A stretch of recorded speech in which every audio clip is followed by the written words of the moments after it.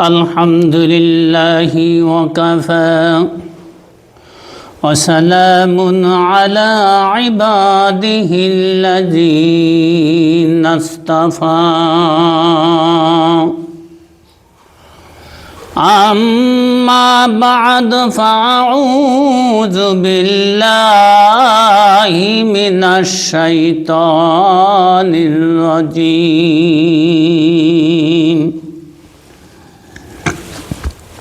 بسم الله الرحمن الرحيم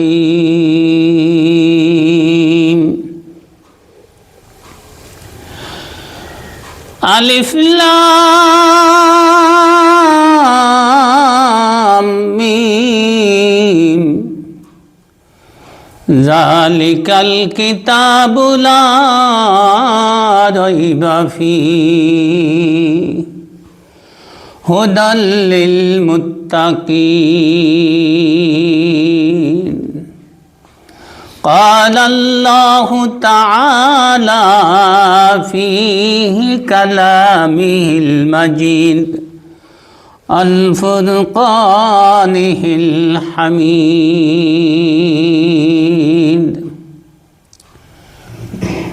মহান রব্বুল আলামিনের দরবারে অগণিত শুকর যে মহান রব্বুল আলামিন আমাদেরকে পবিত্র জুমার নামাজ আদায় করার জন্য আল্লাহর ঘর মসজিদে উপস্থিত করেছেন। সে কারণে মালিকের দরবারে আমরা সকলে জোরে সোরে আল্লাহ পাকের শুকরিয়া আদায় করি, সকলে বলি আলহামদুলিল্লাহ। প্রতি জুমাই বলে থাকি যে শুকরিয়া আদায় করলে নিয়ামত বাড়ায় দিবে কে? আমরা কিন্তু শুকরিয়া আদায় করি কম, না শুকরিয়া আদায় করি বেশি। আল্লাহ পাক আমাদেরকে মাফ করুক। আমরা যেন সদা সর্বদা হর হালাতে আল্লাহ পাকের শুকরিয়া আদায় করতে পারি। আল্লাহ কবুল করুক, বলেন আমিন।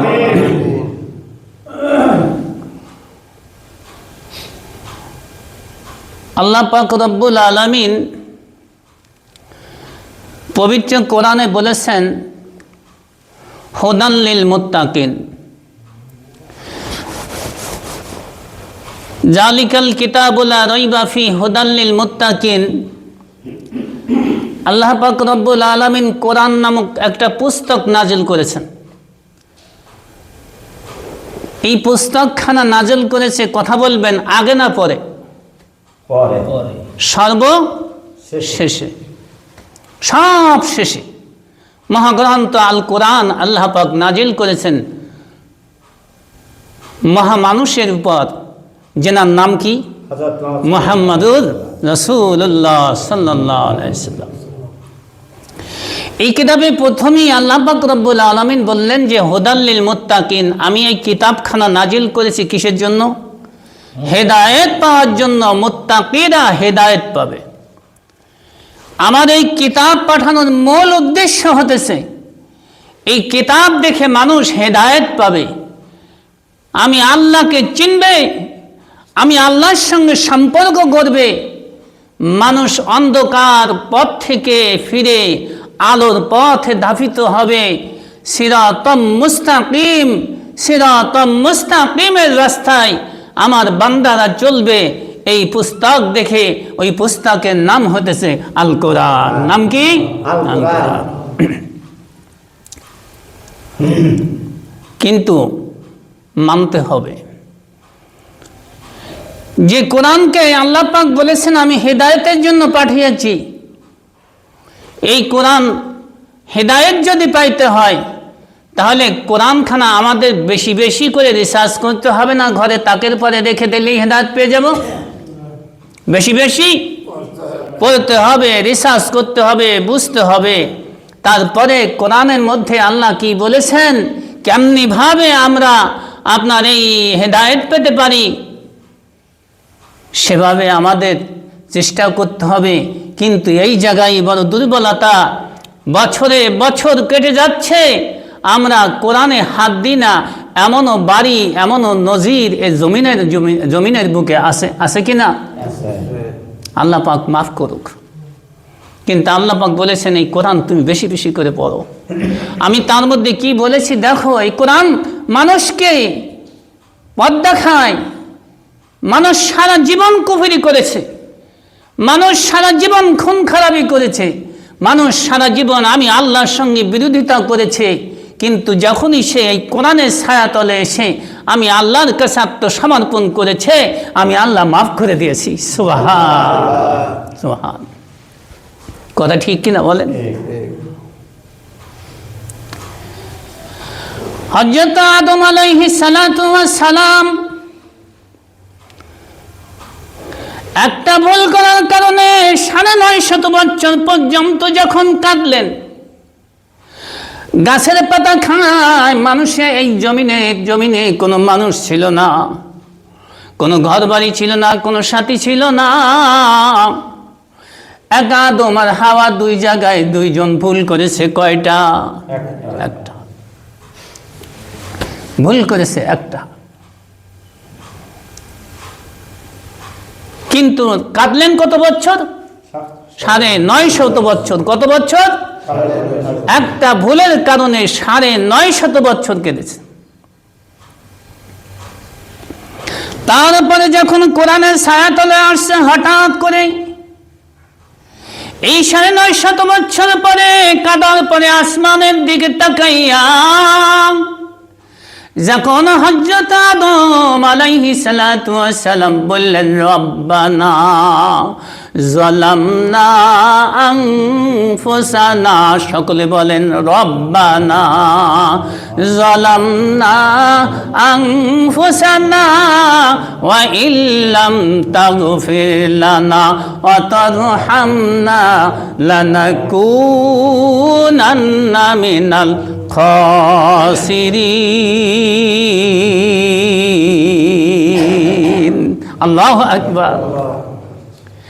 950 বছর কান্দার পরে আদম আলাইহিস সালাতু ওয়াস সালাম যখন, এটা কোরআনের আয়াত, এটা কি কোরআনের আয়াত, এই কোরআনের আশ্রয় যখন গ্রহণ করলেন, আল্লাহ ডাক দিয়ে বলতেছে, আদম রে, এই 950 বছর কাঁদা লাগতো না যখন বেহেশতে থেকে বের করে দিয়েছিলাম, সাথে সাথে যদি তুমি এই আত্মসমর্পণটা করতা, আমি আল্লাহ মাফ করে দিতাম।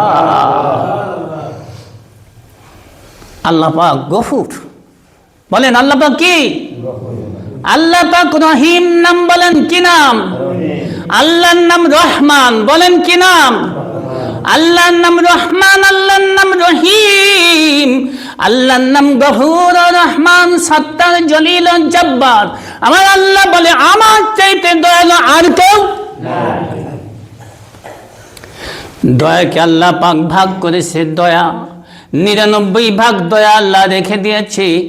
এক ভাগ দয়াকে আল্লাহ পাক 18,000 মাখলুকাতের মধ্যে বন্টন করে দিয়েছে। কয় ভাগ? এক ভাগ দয়া। 99 ভাগ দয়ার মালিক কে? জোরে বলেন আল্লাহ। এই আল্লাহকে চিনি না, এই আল্লাহকে মানার চেষ্টা করি না, এই আল্লাহকে বোঝারও চেষ্টা করি না যে আল্লাহ কত ভাগ দয়ার মালিক। 99 ভাগ, কত ভাগ? আর এক ভাগ দয়া 18,000 মাখলুকাতের মধ্যে বন্টন করে দিয়েছে। তাহলে আমরা কতটুকুন পেয়েছি? আমাদের সম্মুখে যদি কোনো ধরনের কোনো অকারেন্স হয়, কোনো মানুষ বিপদে পড়ে, কোনো বাড়িতে আগুন লাগে, সে আমার যত বড় দুশ্মন হোক না কেন, আমরা কি ঘরে বসে থাকতে পারি? কিসের কারণ? দয়া। কিসের কারণ? দয়া। কথা ঠিক কিনা বলেন? আমার আল্লাহ বড় দয়ালু, যার জন্য আমার আল্লাহর নাম হয়েছে রহিম। কি নাম বলেন? রহিম।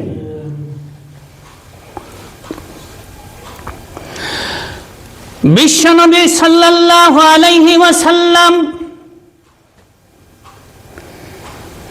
রাস্তা দিয়ে যায়, দয়া কাকে বলে? আর আল্লাহর দয়ার পরে দয়া কার? বেশি কার? আল্লাহ দয়ার পরে বেশি দয়া কার? রাহমাতাল লিল ওয়া আরসালনাকা ইল্লা রাহমাতাল লিল আলামিন। আমার নবীর দয়ার পরে আর দয়ার চাইতে আর কোন মানুষের দয়া বেশি তাই এত দয়া, এত আখলাকওয়ালা নবী। আফসোস লাগে ভাই, আমি এক সময় বলেছিলাম না যে গরু জান্নাতে চলে যাবে, ছাগল জান্নাতে চলে যাবে, সাপ জান্নাতে চলে যাবে, উট জান্নাতে চলে যাবে, সাপ চাইতে নিকৃষ্ট প্রাণী কুকুর জান্নাতে চলে যাবে, সাপ চাইতে উৎকৃষ্ট জাতি মানুষ জাহান্নামে চলে যাবে। কথা ঠিক কিনা? কারণ কি? পরিবর্তন না হওয়া। কারণ কি? পরিবর্তন না হওয়া। শুনতেছি, যুগ যুগ শুনতেছি, কিন্তু এই কান দিয়ে ঢুকতেছে, এই কান দিয়ে বের হচ্ছে, পরিবর্তন নেই আমার মধ্যে। যার কারণে নবীর প্রেম, নবীর ভালোবাসা, নবীর আখলাক, নবীর চরিত্র যতক্ষণ পর্যন্ত মুমিনের মধ্যে না ঢুকবে ততক্ষণ পর্যন্ত সে মুমিনের পরিপূর্ণ নবীর পরিপূর্ণ উম্মত হতে পারবে না। এই জন্য নবীর চরিত্র, নবীর আখলাক আপনার মধ্যে আমার মধ্যে বিদ্যমান করতে হবে। আমার দয়াল নবী, আমার দয়াল নবী, আমার নবী বড় দয়ালী। নবীর আখলাক দেখে ঝাঁকে ঝাঁকে ইহুদি, নাসারা, বৌদ্ধ, খ্রিস্টান, বেজাতিরা আল্লাহর নবীর হাতে হাত দিয়ে মুসলমান হয়েছে। নবীর কি দেখে? আখলাক। কি দেখে? আখলাক। আর আমাদের আখলাক দেখলে, আমাদের বর্তমান যে আখলাক চরিত্র হয়ে গেছে, আমার মনে হয় ইহুদি, খ্রিস্টান, বৌদ্ধ, নাস্তিক, যে নাস্তিকের কোনো ধর্ম নাই, তাদেরকে আমরা কোরাস করেছি। কথা ঠিক কিনা? আল্লাহ পাক আমাদের পরিবর্তন হওয়ার তৌফিক দান করুন, বলেন আমিন। একদিন শয়তানের নাতি, শয়তান আল্লাহ রাসূল সাল্লাল্লাহু আলাইহি ওয়াসাল্লাম হযরতে ওমর রাদিয়াল্লাহু তাআলা আনহুকে নিয়ে যাচ্ছেন একটা গলিপথ দিয়ে, বিরাট একটা জঙ্গলের মধ্য দিয়ে যাইতেছে। সাথীকে ওমর, কেউ বলতে পারে না, আমি বলতেছি, আপনার ঘুমাচ্ছেন। সাথীকে ওমর রাদিয়াল্লাহু তাআলা আনহু নবীর সাথী। বিরাট একটা জঙ্গলের মধ্য দিয়ে যায় বিশ্ব নবী। এমন অবস্থায় জঙ্গলের মধ্য থেকে গম্ভীর সুরে সালাম দিতেছে, আসসালামু আলাইকুম ইয়া রাসূলুল্লাহ সাল্লাল্লাহু। জবান বন্ধ করলে হবে না, নবীর নাম বললে সাথে সাথে সাল্লাল্লাহু আলাইহি সাল্লাম বলা লাগবে, তা না হলে গুনাহ হবে। আপনি একা একা রাত্রে যাচ্ছেন গভীর রজনীতে, হঠাৎ করে যদি বাগানের মধ্য থেকে আপনাকে একটু মোটা গলায় সালাম দেয়, তাহলে আপনি ডরাবেন না? ডরাবেন। আল্লাহর নবী সাল্লাল্লাহু আলাইহি ওয়াসাল্লাম ওমরকে বলতেছেন, ওমর দাঁড়াও, কে যেন সালাম দিয়েছে, কিন্তু সালামের রং ভালো না। সালামের আওয়াজ শুনে আমার মনে হতেছে এ কোনো মানুষ না, একটু দাঁড়াও দেখি, দেখো কে আমাকে সালাম করলো। দুইজন ব্যক্তি সাহসী না ভীতু? যে দুইজন সাহসী না ভীতু, জোরে বলেন। ওমরের মতো সাহসী, নবীজির মতো সাহসী দুনিয়ার জমিনে আল্লাহ পাক আর কাউকে সৃষ্টি করেননি। কত ঠিক কিনা? কিছু দেখে না। কিছুক্ষণ পরে এক ব্যক্তি বৃদ্ধ, কুঁজো হয়ে গেছে, দাড়ি চুল সব পেকে সাদা ধুপধুপে হয়ে গেছে। ওই লোকটা এসে বলতেছেন, ইয়া রাসূলুল্লাহ, আমি আপনাকে সালাম দিয়েছি। কে সালাম দিয়েছে? আমি আপনাকে সালাম দিয়েছি। নবীজি জিজ্ঞাসা করলেন, তোমার পরিচয় কি, তোমার নাম কি? তোমার পরিচয় নাম কি তোমার পরিচয় কি? ওই ব্যক্তি বললেন, আমার নাম হিম। আমার নাম এটা কি মানুষের নাম? মানুষের নাম না। এটা কি নাম? মানুষের নাম না। আল্লাহর নবী বলতেছে, হিম তোমার নাম, মানুষের নাম তো না। কয়েক নাম তো মানুষ না, তাহলে তুমি কে? ওই হিম বলতেছে, ইয়া রাসূলুল্লাহ, আমি হইতাছে জিন। আমি কি? জিন। মজার ঘটনা না? মানুষ এখন কয়জন হয়েছে ওখানে? নবীজির সঙ্গে ওই জিন সংযুক্ত, তাহলে কয়জন হলো? তিনজন। নির্জন জায়গায় তিনজন কথাবার্তা হচ্ছে। আল্লাহ নবী জিজ্ঞাসা করলেন, হিম তোমার আব্বার নাম কি? ইয়া রাসূলুল্লাহ, আমার আব্বার নাম আহাম। আমার আব্বার নাম কি? আহাম। আমার আব্বার নাম কি? আমার নবীজি জিজ্ঞাসা করলেন, তোমার দাদার নাম কি? ওই হিম বললেন, আমার দাদার নাম ইবলিস। নাউজুবিল্লাহ বলেন। আমার দাদার নাম কি? পরিচয়টা দেখছেন? কত বড় ভালো মানুষ। আমার বাবার নাম ইবলিস। নবীজি বললেন, ও শয়তানের নাতি না, তাহলে তুই বুঝি আমাকে ধোঁকা দিতে আসছিস? শয়তান বলতেছে, বিশ্ব নবীকে ধোঁকা দেওয়ার মতো আল্লাহর জমিনে আল্লাহ কাউকে বানাই নাই। কথা ঠিক কিনা? কথা ঠিক কিনা? আল্লাহর নবী বলতেছে, তাহলে তুই আমার সম্মুখে নির্জনে কেন? কি চাইস তুই আমার কাছে? কেঁদে কেঁদে বলতেছে, বিশ্ব নবী, দীর্ঘদিন যাবৎ আমি এই নির্জনে অপেক্ষায় আছি আপনার সঙ্গে সাক্ষাৎ করার জন্য, কিন্তু বারবার আপনার সম্মুখীন হয়েও আমি আপনার সম্মুখে যাইনি, ডরাই। কি যাই? ডরাই। তার কারণ শয়তান দেখলে, আমরা যদি শয়তান দেখতে পারতাম তাহলে আদর করতাম না, পিটাইতাম। তৎকালীন সময় কিন্তু শয়তান দেখা যেত, সেই সময় শয়তান দেখা যেত। এখানে মনে রেখেন, যেখানে রেখে যাচ্ছি, হযরত আবু হুরায়রা রাদিয়াল্লাহু তাআলা আনহু, সাহাবীর নাম বলেন, কি নাম? আবু হুরায়রা। নাম কি? আবু হুরায়রা। এই আবু হুরায়রা রাদিয়াল্লাহু তাআলা আনহু একদিন নবীজির সাক্ষাতে যাচ্ছেন, নবীজির দরবারে।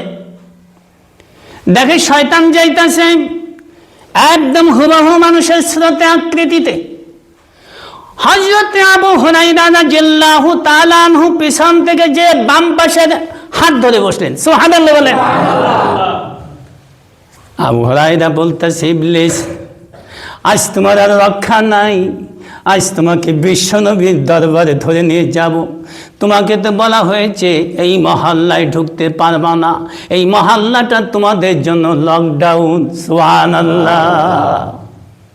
শয়তান বলতেছে, আবু হুরায়রা ভাই, তুমি যদি আমাকে বিশ্বনবীর দরবারে নিয়ে যাও তাহলে আমার খবর হয়ে যাবে। তো আমি তোমার কাছে অনুরোধ করতেছি, ক্ষমা চাইতেছি, তুমি আমাকে এবারকার মতো ছেড়ে দাও, আর আমি কোনো দিন আসবো না। শয়তান সত্য কথা বলে না মিথ্যা কথা বলে? জোরে বলেন। আবু হুরায়রা নরম দিলের মানুষ, সাহাবীদের সব মানুষ নরম দিলের ছিলেন। সুবহানাল্লাহ বলেন।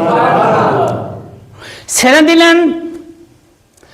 আবার দ্বিতীয় দিন আবু হুরায়রা নবীর দরবারে যায়, আবার সাক্ষাৎ।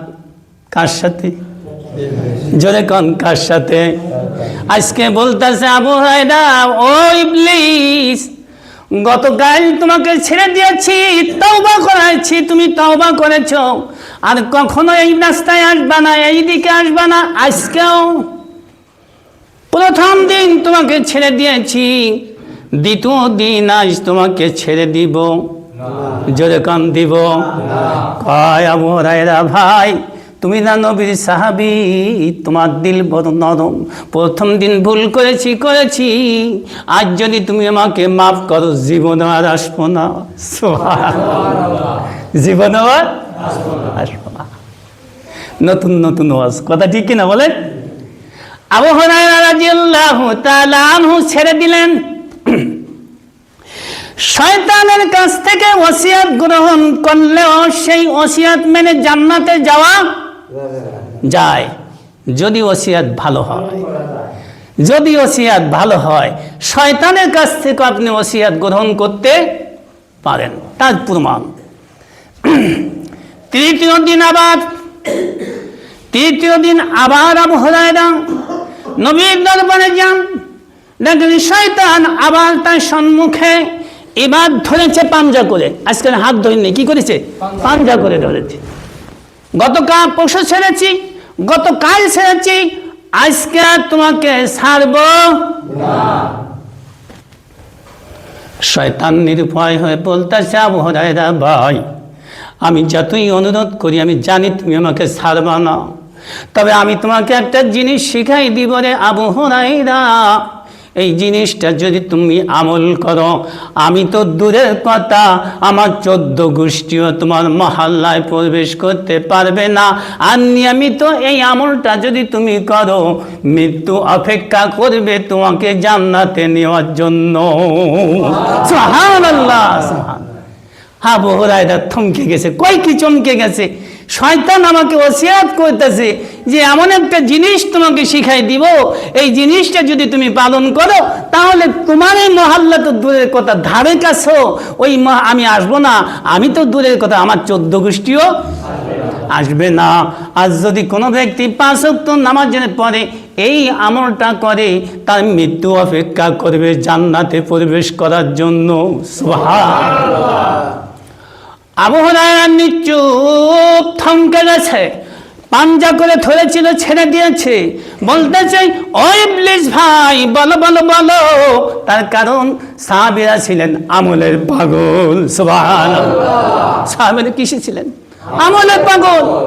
ওমে একটা হাদিস শোনার জন্য, শেখার জন্য হাজার হাজার মাইল পায়ে হেঁটে গিয়েছে। সুবহানাল্লাহ বলেন। শয়তান বলতেছে সেই আমলটা হলো 5 ওয়াক্ত নামাজের পরে যখন সালাম ফিরাবা আবু হুরায়রা ভাই, ফরজ নামাজের পরে কথাবার্তা না বলিয়া আয়াতুল কুরসি যদি পড়ো, আল্লাহু লা ইলাহা ইল্লা হুয়াল হাইয়ুল কাইয়ুম লা তাখুযুহু সিনাতুন ওয়ালা নাওম, এই যে আয়াতুল কুরসি, এই আয়াতুল কুরসি যদি তুমি পাঠ করতে পারো, মৃত্যু অপেক্ষা করবে তোমাকে জান্নাতে পাঠায় দেওয়ার জন্য। সুবহানাল্লাহ। আবু হুরায়রা বলতেছে, শয়তান ভাই, ও ইবলিস ভাই, যাও, তোমাকে আমি ছেড়ে দিলাম, আর কোনোদিন ধরবো না, তোমার ওসিয়ত পালন করব। সুবহানাল্লাহ। ওই দিকে কথা মনে আছে? তাহলে আয়াতুল কুরসি পাঠ করলে শয়তান আপনাকে ধরতে পারবে না। আর আয়াতুল কুরসি নিয়মিত পাঠ করলে ওই ব্যক্তির স্থান কোথায়? জান্নাতে। সুবহানাল্লাহ, সুবহানাল্লাহ। এবার শয়তানের নাতি মনে আছে? নাম কি? হিম। নাম কি? নাম কি? হিম। হিমকে আল্লাহর নবী বলতেছে, কি চাও বলো? তুমি তো ইবলিসের বংশ, তোমার কাজ হইতেছে মানুষকে ধোঁকা দেওয়া, জান্নাত থেকে জান্নাতে না নেওয়া, জান্নাতে যেতে না পারে এই পথ ঢাকানো, জাহান্নামে ঢুকাই দেওয়ার জন্য তুমি ইবলিস, তুমি আমার সম্মুখে কেন আসছো? এইবার হিম বলতেছে, ইয়া রাসূলুল্লাহ, আমি বৃদ্ধ হয়ে গেছি, বড় আশা নিয়ে বসে আছি, আপনার সঙ্গে সাক্ষাৎ করেছি। ইয়া রাসূলুল্লাহ, আমি যদিও ইবলিসের নাতি হই, তাহলে আমার দিলটা ভালো, আপনি আমাকে তওবা করান, আপনি আমাকে কলমা পড়াইয়া আপনার দলে নিয়ে নিন। নবীজির আর রাগ আছে? শয়তান যদি আল্লাহরে কত, আল্লাহ আমি তওবা করেছি, যে কথা বলেছি যে আমি বড়, আদম ছোট, আমি ফিরাই নিলাম কথাটা, আপনি আমাকে মাফ করে দেন। আল্লাহ মাফ করতেন কি করতেন না? জোরে বলেন। তাই আল্লাহর নাম কি? রহিম। আল্লাহর নাম কি? আল্লাহর নাম রহিম আর রহমান, গফুর গফফার। আল্লাহ পাক, আল্লাহ রাসূল ওনাকে কলমা পড়ায় দিলেন, উনি মুসলমান হয়ে গেলেন। সুবহানাল্লাহ। নবীজি জিজ্ঞেস করতেছে, হিম তোমার চুল দাঁড়িয়ে এত পেকেছে, তুমি কোড়া হয়ে গেছো। এক শ্রেণীর মানুষ আছে না, বয়স হলে কোড়া হয়ে যায়, লাঠি ভর দিয়ে। তুমি কোড়া হয়ে চলতেছ, আমার তো মনে হয় তোমার বয়স অনেক বেশি। তোমার বয়স কত? হিম বলতেছে, ইয়া রাসূলুল্লাহ, আমি আপনার বয়স, আমার বয়সের কথা বলতে পারবো না, তবে আমার এতটুকুন মনে আছে, আপনার পিতা, আপনার আদি পিতার নাম কি? ওই আদি পিতার নাম কি? জনগণ। হিম বলতেছে, আপনার আদি পিতা আদম আলাইহিস সালাতু ওয়াস সালামের দুই ছেলে। কয় ছেলে? দুই ছেলে। নাম ছিল হাবিল আর কাবিল। নাম ছিল কি? হাবিল আর কাবিল। ওই হাবিল আর কাবিল যখন এক বউ নিয়া, এক স্ত্রীকে নিয়ে মারামারি করতেছিল, তখন আমি হিম পাহাড়ের পরে দৌড়দৌড়ি করতাম। সুবহান। সেই থেকে বিশ্বনবীর যুগ পর্যন্ত এসেছে এই হিমের বয়স তাহলে কত লক্ষ বছর। কথা ঠিক কিনা জোরে বলে। মূল কথা হইল, তওবা করলে মাফ করেন কে?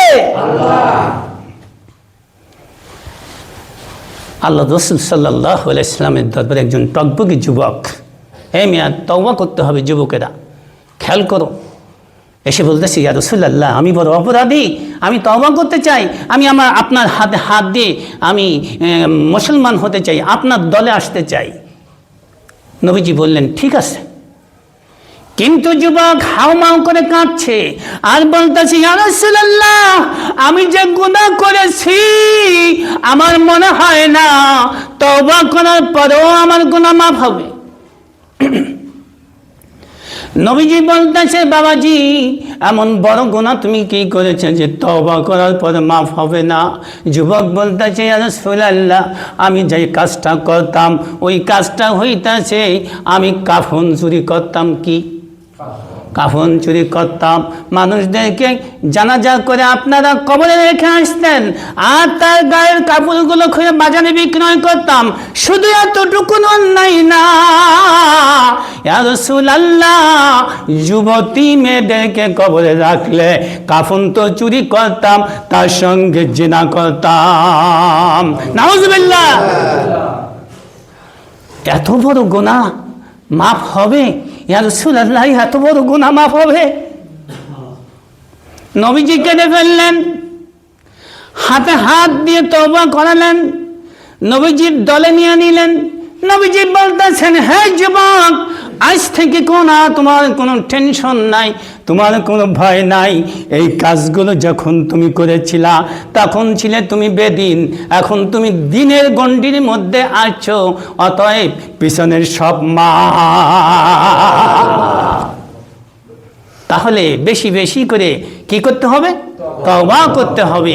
তওবা করলে আল্লাহর নিকটতম হওয়া যায়, তওবা করলে গুনাহ মাফ হয়ে যায়, তওবা করলে ময়লা দূর হয়ে যায়, তওবা করলে আল্লাহ পাক তোমাকে পছন্দ করে নেবে। সুবহানাল্লাহ, সুবহানাল্লাহ।